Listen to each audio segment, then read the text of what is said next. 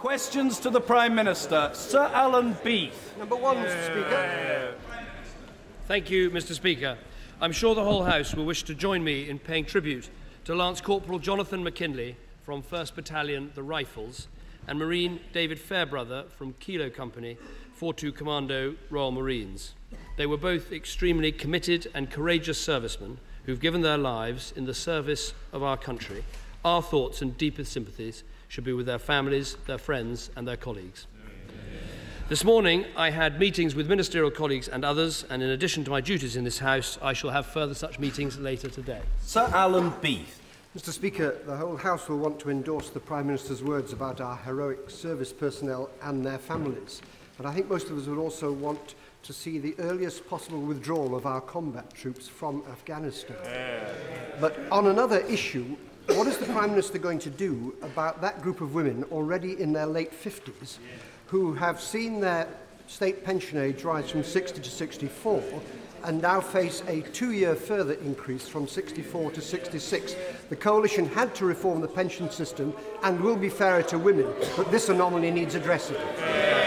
I think my right honourable friend is right to identify that, of course, it's right to equalise men and women's state pension ages. That's been a long-term goal shared across the House of Commons. And I also think it's right to raise the retirement age to 66, as we've done. We know that there are a group of people, a large group of people, affected by this transition, and some people having to potentially work for an extra 2 years. We are looking at what transitional help we can give to this group of people, and we'll be making an announcement shortly. Ed Miliband.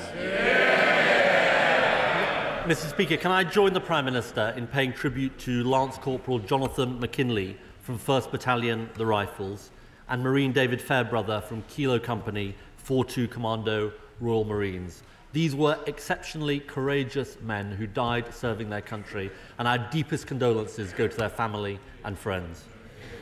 Mr. Speaker, a year ago during our exchanges, the Prime Minister justified his economic policy by saying unemployment would fall this year, next year and the year after.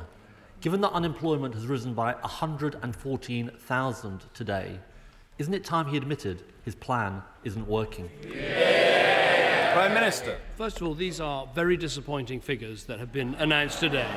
And every job that is lost is a tragedy for that person and for their family. And that is why this government is going to do everything it possibly can to help get people into work. That is why we have the work programme, which is the biggest back-to-work programme since the 1930s, that's going to help 2.5 million people. That is why we have welfare reform, to make sure it pays for people always to be in work. That is why we're reforming our schools, including raising the participation age to 18, so we end the scandal of 16 and 17-year-olds left on the dole. And that is why we have a record number of apprenticeships, 360,000 this year. But I accept we have got to do more to get our economy moving, to get jobs for our people. But we mustn't abandon the plan that has given us record low interest rates. Ed Miliband. Mr. Speaker, the same script month after month is not working. Doesn't he realise today's figures show it isn't working? And it's his failure that means today in Britain we have nearly 1 million young people out of work. Why doesn't he accept some responsibility for doing something about it? I accept responsibility for everything that happens in our economy. I just sometimes wish that people who are in government for 13 years would accept some responsibility for the mess they made. What this government is pledged to do is everything we can to get our economy moving. That is why we've cut petrol tax, why we've cut corporation tax, why we're reforming the planning system, why we introduced the Regional Growth Fund, why we're forcing the banks to lend money, why we've created 22 enterprise zones. But let me say this to him, because I know what he wants. He wants us to change course on reducing our deficit. If we change course on reducing our deficit, we'd end up with interest rates like Portugal, like Spain, like Italy, like Greece, and we'd send our economy into a tailspin. Mr. Ed Miliband. Mr. Speaker, I want him to change course so he has a credible plan to get people back to work in this country. You see, what the Prime Minister doesn't seem to understand is that month after month, as unemployment goes up, the number of people claiming benefit goes up, the costs go up, and fewer people are in work and paying taxes. To have a credible plan on the deficit, you need a credible plan for growth, and he doesn't have one. Now, it's not just young people who are suffering, Mr. Speaker. Can the Prime Minister tell us when was the last time that unemployment among women reached the levels it has today? Prime Minister. First of all, he's wrong on his figures. There are 50,000 more women in work than there were at the time of the election. There are actually 239,000 more people in work at the time of the election. There are 500,000 more credible, private sector jobs.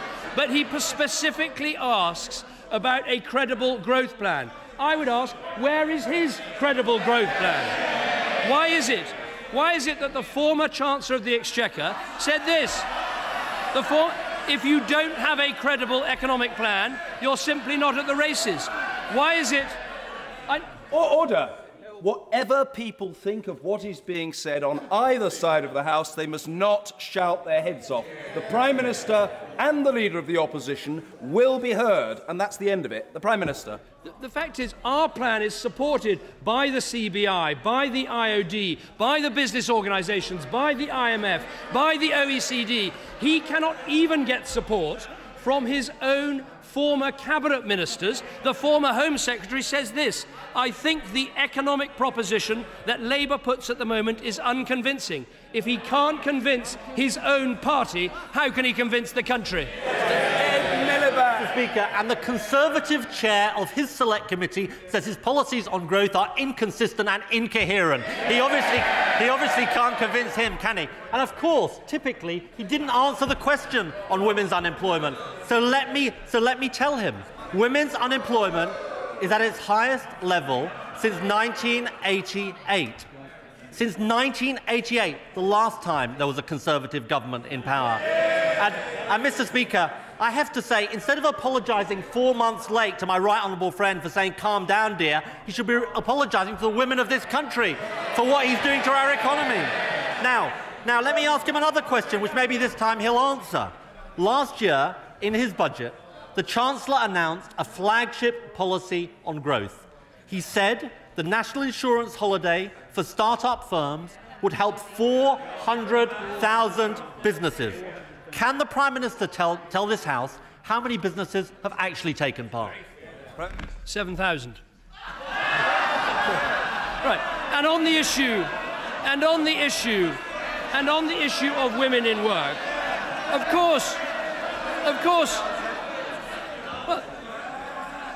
course, I want to see more women in work, and there are 50,000 more women in work than at the time of the last election. But it's this government that has introduced free childcare for all vulnerable 2-year-olds, that it's extended the childcare for 3- and 4-year-olds, that has increased the child tax credit by £290, and that for the first time has announced that we will be giving childcare to all people working less than 16 hours, helping thousands, hundreds of thousands of women and families out of poverty into work and into a better life. That is what we're doing. But the question he's got to address is the big picture, which is this. He can't convince the former Home Secretary, the former Trade Minister, the former Chancellor that he's got any idea of what to do with the economy. And the reason why is if we adopted his plan, we wouldn't be working with the IMF to sort out the Eurozone. We'd be going to the IMF to ask for a loan. Mr. Speaker, in case he hadn't realised, when the Chancellor says 400,000 firms will benefit and only 7,000 are, it should tell him something. It should tell him. It should tell him his policies aren't working. That policy's not working. His plan isn't working. Why doesn't he, just for once, agree with us, cut VAT and put more money into people's pockets, help the construction industry get moving, and invest in getting young people back to work by having a banker's bonus tax? When is the party opposite going to learn you cannot borrow your way out of a debt crisis? They left us the biggest deficit, the most leveraged banks, the most indebted households, and what is their answer? To borrow more money. Is it any wonder? Is it any wonder that the former Trade Minister, Digby Jones, said this? He described the Labour leader's speech at the conference as a divisive and a kick in the teeth for the only sector that generates wealth and pays the tax and creates the jobs this country needs. That is what a Labour minister said about a Labour policy, and that's why he has no credibility whatsoever. Miliband. Mr. Speaker, what a terrible answer. And yes, I will take on those companies in this country who aren't doing the right thing, like the energy companies. And we're seeing change today in the energy sector because of what I said. Now let me just say to him.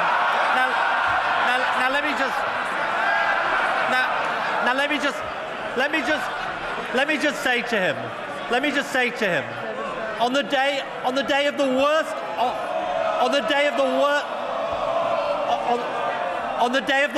unemployment figures in 17 years. The Prime Minister is fighting to save the job of the Defence Secretary, but he's doing nothing to save the jobs of hundreds of thousands of people up and down this country. It's one rule if you're in the Cabinet, it's another rule for everyone else. Well, the last Labour leader thought he saved the world. I think after that, this Labour leader is Walter Mitty. And that really is... Look, what they have got to do is accept some responsibility for the mess that you made of this economy. You are the party that borrowed too much, that spent too much, that left us with the unregulated banks, that has left us with the mess that we have to clear up. And when you see those two sitting on the front bench who worked for so long in the Treasury, you have to ask yourself, you wouldn't bring back Fred Goodwin to sort out the banks. Why would you bring them back to sort out the economy? Sir Peter Tapsell.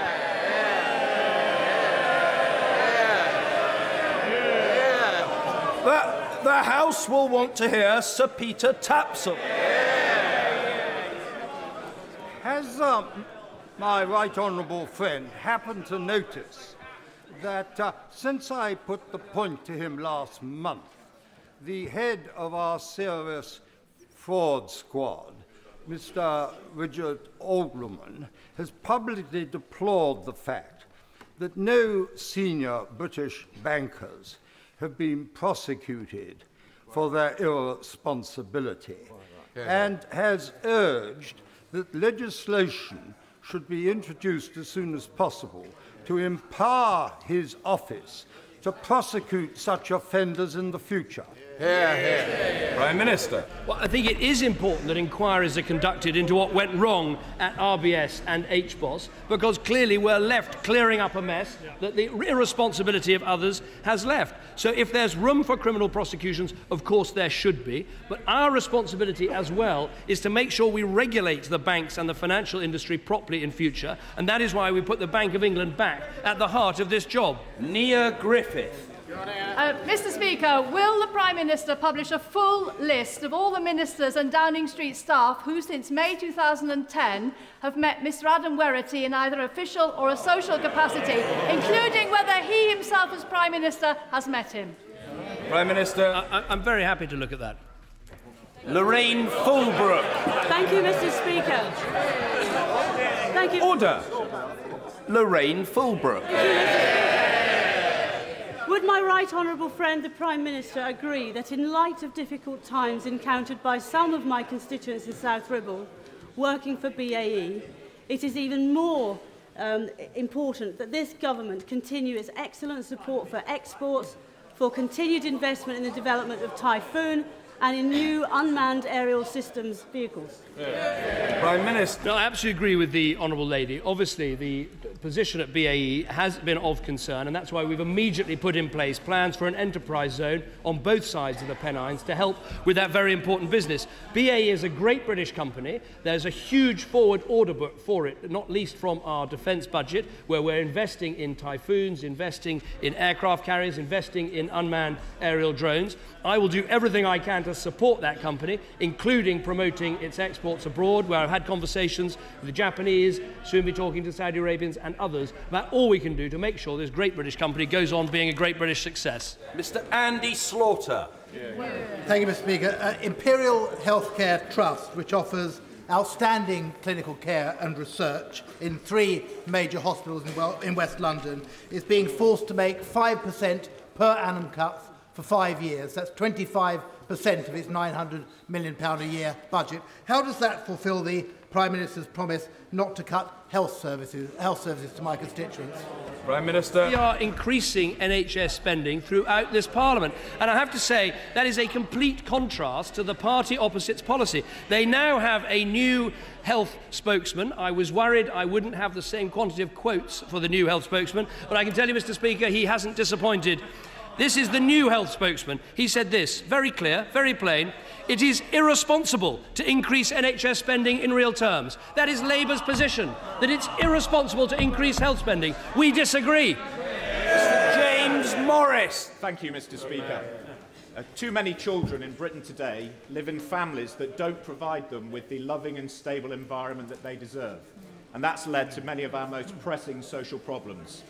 Would the Prime Minister agree with me that this government needs to do all it can to help some of Britain's most problem families? I completely agree with my honourable friend.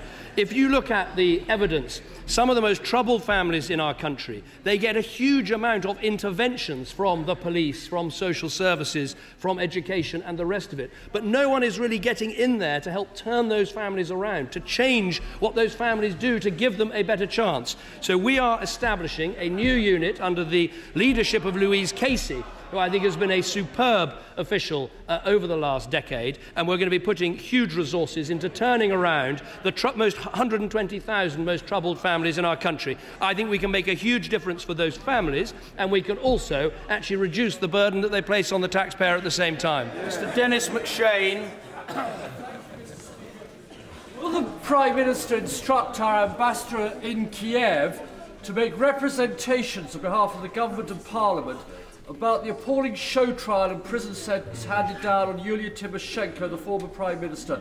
Prime Ministers do make mistakes and do lose elections, as she did, but she's been put on trial for policy decisions she took.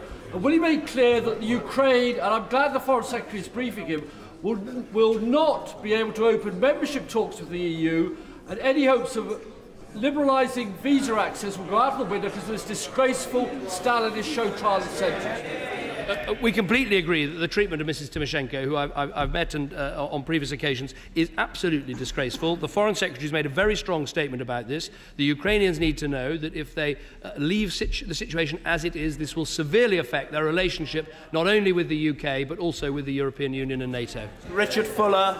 Mr. Speaker, small business, not more government debt, is key to job creation, and entrepreneurship is a noble endeavour. So would the Prime Minister join me in welcoming the support from Bedfordshire University, Cranfield University, Colworth Science Park, Bedfordshire on Sunday newspaper, and 100 business leaders in my constituency to set up an investment fund and mentoring scheme to support early-stage businesses in Bedford, and will he ask his minister to work with me to see if this could be replicated in other towns across the country? Well, I pay tribute to what my honourable friend is doing in Bedford. This government recognises that it's going to be small businesses that will provide the growth and the jobs and the wealth this country needs. That is why we have an agreement with the banks to increase lending to small businesses. That's why we're providing extra rate relief to small businesses. It's why we're giving the smallest businesses a holiday from new regulation, why we've got the one-in, one-out rule for new regulation, and I applaud all efforts at a local level to give small businesses the mentoring, help and support they need to grow. Andrew Miller. Mr. Speaker, responding to the Science Select Committee's report on forensic science, a Home Office Minister says we don't agree with the committee's report. It misstates a number of very significant points. Given that the Home Office financial case was 50% adrift, and they've now agreed with our argument that the National Archive should be protected, will the Prime Minister urgently intervene and review the decision to close the FSS, because the profession is now losing key scientific staff from the country and from the profession? Prime Minister. Well, I will certainly look at what the honourable gentleman says, but I have to say I looked at this decision at the time in some detail, having known well the Forensic Science Service when I worked in the Home Office many years ago, and I have to say the evidence was pretty overwhelming that actually the model wasn't working and change was needed. That is what's happened, and sometimes it's better to make that change rather than endlessly review it. Mark Spencer. Thank you, Mr. Speaker. The Prime Minister inherited a welfare system where families are able to claim £2,000 a week in housing benefit and where some families are worse off working than those who are on benefits. What can the Prime Minister do to help those hard-working families in Sherwood who, frankly, get out of bed, work hard because of their self-pride and their responsibility? Well, I think the honourable gentleman speaks for millions in the country when he says what people want is a welfare system that helps people who actually want to put in and work hard and do the right thing. What we're doing is, first of all, putting in place a cap so that you can't have these absurd amounts of money going in housing benefit to individual families, as he says, sometimes £2,000 a week. Secondly, universal credit is going to make sure it is always worthwhile people working and always worthwhile working a little harder. And to the party opposite that now claim, after a decade of giving people something for nothing, let's see whether they're prepared to back that by voting for tough caps in the welfare bill. Patch Glass. If a minister breaks the ministerial code, should he or she keep their job? The ministerial code is very clear that in the end it is for the Prime Minister to decide whether someone keeps their job or not. In the case of the Defence Secretary, I think it's very important when the Leader of the Opposition has called for an inquiry by the Cabinet Secretary, when I've established an inquiry by the Cabinet Secretary, let us allow the Cabinet Secretary to do his work, to establish the facts, then a decision can be made. But let me be clear, I think the Defence Secretary has done an excellent job clearing up the complete mess that he was left by Labour. Mr. Alan Reid. Mr. Speaker, retirement ages have to go up, but the timetable in the pensions bill is too fast for many women. I was pleased to hear the Prime Minister say earlier that he was looking at transitional arrangements, and I would hope that those transitional arrangements will result in a significant slowing down of the increase in retirement age for many women. Prime Minister. Well, as I said, we've looked at this issue very carefully. We will be making an announcement shortly. I think that we have to look at the most difficult cases where people, have quite an extra amount of working time they would have to do. But clearly it is right, and one must look at the big picture to equalise men and women's pension arrangements and to move to 66, given the extra longevity that we enjoy as a country. And I think given that, I hope that he'll be pleased when the announcement is made. Mr. Keith Vaz. Both the Prime Minister and the Leader of the Opposition are on record in supporting gender equality for future royal successions. Will the Prime Minister update the House on the consultation that he and the Deputy Prime Minister are having with other Commonwealth leaders about this issue? Does he not agree that it's better that we resolve this matter before rather than after any future royal children are born? I certainly believe that this issue should be sorted out. I'm on the record as believing that, and I'm sure across the House there'll be widespread support for that. In terms of the consultation, what I've done is I've written to the heads of state, the Prime Ministers of the other realms concerned. We will be having a meeting about this at the Commonwealth Heads of Government conference. It isn't an easy issue to sort. For many of them there may be issues and worries about starting a parliamentary or other legal process, but I'm very clear it's an issue that we ought to get sorted, and I'd be delighted to play a part in doing that. Esther McVeigh. Thank you, Mr. Speaker. Does the Prime Minister agree with the recent advice from the Shadow Treasury Minister, who said what we must not do and what we cannot do is pick good winners and losers, and to conceive of such a simplistic sinners and winners model shows a distinct misunderstanding of business? Prime Minister. I think the Honourable Lady makes an important point. The greatest need in our economy right now is to generate wealth and jobs and investment. What was it Labour did at their conference? Just launch a big attack on British business, which is going to be what's going to help us out of these difficulties. Mr. Alan Michael. Mr. Speaker, was the Prime Minister aware before today that his chief spokeswoman was a former colleague of Mr. Adam Werrity? As I say, this whole issue is being looked at by the Cabinet Secretary. He will produce his report. I would ask people to have a little patience, let the facts be established, let the questions be answered, and then we can move ahead. Mr. Nick Dubois. Is my right honourable friend aware that nearly 40 members from this side of the House have signed an amendment in my name requiring that all offenders convicted of using a knife in a threatening or endangering fashion will receive a custodial sentence, and not just those over 18? And will you consider supporting this amendment? Well, I will certainly look closely at what my honourable friend says, and I know that the Justice Secretary is doing this too. We do want to move ahead with the mandatory sentence for adults, and we'll look very carefully at the arguments my honourable friend makes. Mr. Kelvin Hopkins. Sir John Major said 4 days ago that the government should use the euro crisis as an opportunity to loosen EU powers over Britain. And his first priority was the common fisheries policy. When is the Prime Minister going to take Sir John's advice and tell the European Union that Britain intends to withdraw from the common fisheries policy? I always listen very carefully to Sir John's advice, and he gives me some excellent advice. I think in the short term, what Britain desperately needs to do is get behind the solution to the Eurozone crisis, because frankly, it is having a chilling effect on the whole of the European economy and on the American economy as well. That is the first priority. I do accept that at the same time as doing that, it's going to be important to get some safeguards for Britain. As Eurozone countries go ahead and sort out their problems, we need safeguards to make sure the single market goes on working for the United Kingdom. Mr. Simon Hart. Thank you, Mr. Speaker. Last weekend, B&Q opened a new store in Pembroke Dock, creating 25 jobs. Leadwood Engineering advertised 25 new jobs in the town, and Job Centre Plus in Pembroke Dock have got 249 jobs on offer. Does the Prime Minister agree that there would be further good news if the banks honoured their pledge to commit to credit flow, and would he keep the pressure on and encourage businesses in Wales to advertise even more jobs? Yeah. We will certainly keep the pressure on the banks. I mean, it is worth making the point that in spite of the difficulties, there are 500,000 new private sector jobs in our economy compared with the time of the election. But we need all of the things that help businesses to expand and grow to be in place, and bank finance is just one of those things. We have the Merlin Agreement, which is increasing the lending to small businesses. We also have what the Chancellor has said about credit easing to make sure we look at other ways of expanding credit in our economy. Jonathan Ashworth. Thank you, Mr. Speaker. This week I had the privilege of meeting Hafsa Ali and Joseph Hyatt from the Ready for Work campaign. Impressive young people campaigning against rising youth unemployment.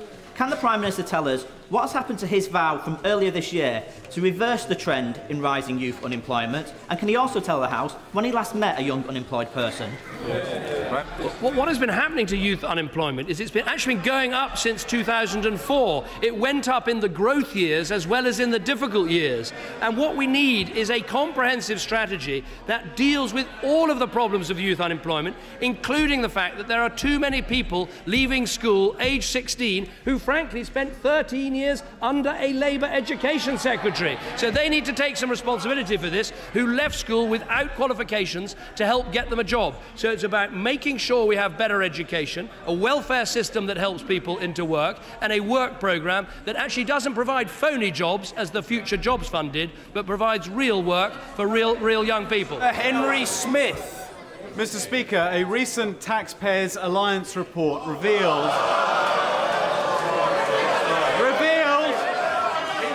that 38 union leaders were remunerated at over £100,000 each, including Derek Simpson of Unite, who received over £500,000.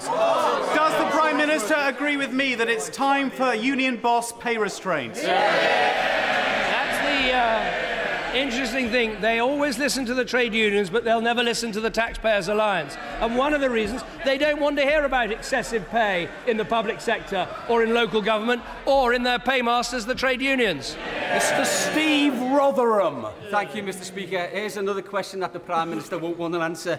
Can he get a grip of his backbenchers following last night's debacle in this chamber relating to the business of the House on the 17th of October? Does he understand that the perception out there in the real world is that some MPs would rather talk about their own pensions instead of discussing a 22-year-old injustice and the deaths of 96 men, women and children? Let me answer him directly. We are going to protect the time for that absolutely vital debate. I think on the issue of MPs' pensions, I think it's very clear we have to show restraint at a time when the rest of the public sector is being asked to show restraint. So because of what happened last night, there will have to be a debate, but it won't eat into the time for the very important debate that he mentioned that I know many members care deeply about. Mr. Christopher Pincher. Thank you, Mr. Speaker. Can my right honourable friend tell the House what action he is taking to reintroduce rigour into our education system and end the ridiculous situation under the last government when 22% of students studied proper academic studies? Well, I think the Education Secretary is doing a superb job at focusing schools on the results, including English and maths, at making sure we look at the English Baccalaureate, which includes the core subjects that employers and colleges really value, and then doing some simple and straightforward things that weren't done for 13 years, like making sure that punctuation and grammar actually count when you do an exam. Margaret Ritchie. Thank you, Mr. Speaker. Considering that the Prime Minister met with the Finucane family yesterday, will he now reflect on the comments made by An Taoiseach in relation to that particular meeting and the outcomes and the agreements made at the Weston Park talks in 2001 that by both governments that there should be an independent public inquiry? Of course, I've reflected incredibly carefully on what was said yesterday, and I've reflected on this whole issue for many months since becoming Prime Minister, and I profoundly believe that the right thing for the Finucane family, for Northern Ireland, for everyone in the United Kingdom, is not to have another costly and open-ended public inquiry, which may not find the answer, but instead for the British government to do the really important thing, which is to open up and tell the truth about what happened 22 years ago. We don't need an inquiry to do that. That's why my right honourable friend, the Northern Ireland Secretary, will be making a statement explaining exactly how we're going to do this, who will be involved. In the end, the greatest healer is the truth. Frank acknowledgement of what went wrong, an apology for what happened. That's what's required. Let's not have another Savile process to get there. Let's get there more quickly and do the right thing. Mr. Lee Scott. Thank you, Mr. Speaker. Will my right honourable friend join me in welcoming the news that it seems that Gilad Shalit will be released in the next few days, and this could well go a long way for peace in the area? Well, I'm very grateful to my honourable friend for raising this case. I think if anyone reflects on what that young soldier has been through for those weeks, months, years, it is just something that I think anyone in this House would find difficult to contemplate. And if it is the case that he's going to be coming home soon, I wish him, his family and everyone in Israel well. Order. Statement. The Secretary.